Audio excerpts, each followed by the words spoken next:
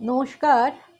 3 জানুয়ারি শ্রীরামকৃষ্ণের ত্যাগী পার্ষদ স্বামী তুরীয়ানন্দ মহারাজের জন্মতিথি উপলক্ষে আমরা তাকে স্মরণ মনন করছি। শ্রীরামকৃষ্ণদেব তার সমস্ত সাধনার শেষে যে অসাম্প্রদায়িক সম্প্রদায় গঠনের প্রেরণা পেয়েছিলেন, সেই রামকৃষ্ণ সংঘ সন্ন্যাসী ও গৃহীর মিলিত সংঘ। শ্রী শ্রী ঠাকুর তার ত্যাগী যুবক ভক্তদের একত্রিত করে একটি স্থায়ী সংঘ প্রতিষ্ঠার নির্দেশ স্বামীজিকে দিয়ে গিয়েছিলেন। স্বামীজি 1897 খ্রিস্টাব্দের 1 মে আনুষ্ঠানিকভাবে রামকৃষ্ণ মিশন প্রতিষ্ঠা করলেন। তখন গুরু ভাইদের কারো কারো মনে সন্দেহ জেগেছিল, এটি কি সত্যিই ঠাকুরের ভাব, না স্বামীজি তার নিজের ভাবকে রূপ দিচ্ছেন। স্বামীজি তাতে খুবই বেদনাবোধ করেছিলেন।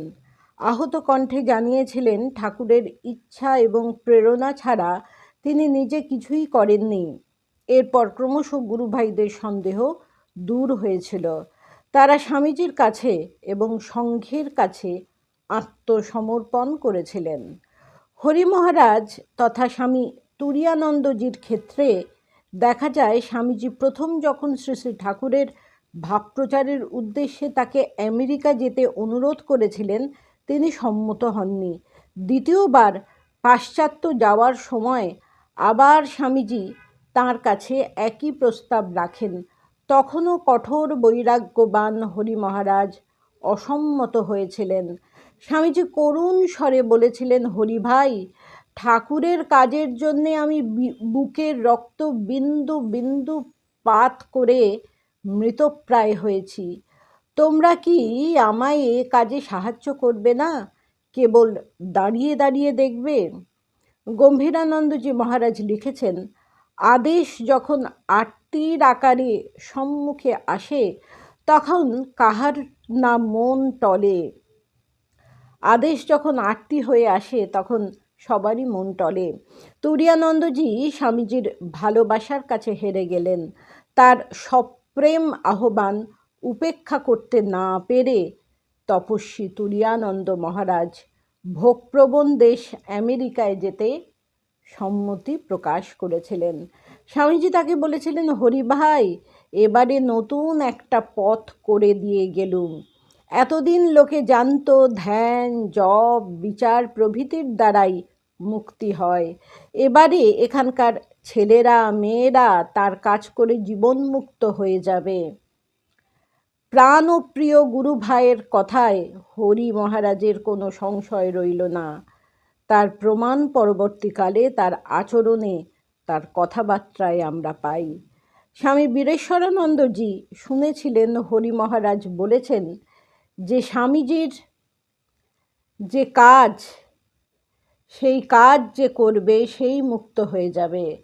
একবার কাশী সেবাশ্রমে সেবা ধর্ম ও কর্ম সম্বন্ধে বলতে গিয়ে হরি মহারাজ বলেছিলেন, কর্মরূপ সেবাও ধ্যান জপের মতো লক্ষ্যে পৌঁছে দেবে। হরি মহারাজের ব্যক্তিগত জীবনের দিকে তাকালে দেখা যায়, তার সমগ্র জীবনখানি ছিল তপস্যাময়। ভূতেশানন্দজি মহারাজ বলেছেন, কাজকর্ম, আশ্রম পরিচালনা এসবের অবকাশ তার ছিল না।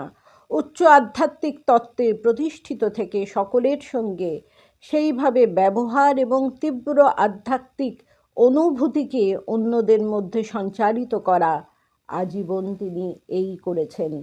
ঠাকুরের এক একজন সন্তান তার এক একটি ভাবকে তাদের জীবনে পরিস্ফুট করে গিয়েছেন। তাদের মধ্যে হরি মহারাজ তার ত্যাগ ও তপস্যার জীবনটি যেন দেখাতে এসেছিলেন। তার জীবনের বেশিরভাগ তপস্যা ক্ষেত্রে কেটেছে। আমরা সে কঠোরতা কল্পনাও করতে পারবো না। ভিক্ষা করে দিনে মাত্র একবার খাওয়া, কখনো তাও জুটত না। একবার তিনি বৃন্দাবনে আছেন। একদিন তার কুঠিয়ার কাছে বাঘ এসেছে। কুঠিয়ায় দরজা নেই বলে তিনি একটা পাথর চাপা দিয়ে রাখলেন। একটু পরে তার মনে হলো, আমি যে সন্ন্যাসী, আমার আবার ভয় কিসের? তিনি পাথর সরিয়ে নিলেন। বাঘ অবশ্য আসেনি। এই রকম সব সময় তীক্ষ্ণ দৃষ্টি রাখতেন। যাতে আদর্শ ও আচরণের পার্থক্য না থাকে। তীব্র শীতে শীতবস্ত্র ছাড়াই মহারাজ তপস্যা করতেন। শীতে হাত পা ফেটে রক্ত পড়ত, কাপড় ছিঁড়ে গেলেও কারো কাছে চাইতেন না। একবার এই পরিস্থিতিতে এক শ্মশানে মৃতের কাপড় দেখতে পেয়ে তাই ছিঁড়ে গঙ্গা জলে ধুয়ে কৌপিন করে পড়েছিলেন। আমরা আবার পরের পর্বে এই তপস্বী জ্ঞানী স্বামী তুরীয়ানন্দ মহারাজের জীবনের কিছু ঘটনা আলোচনা করব। নমস্কার।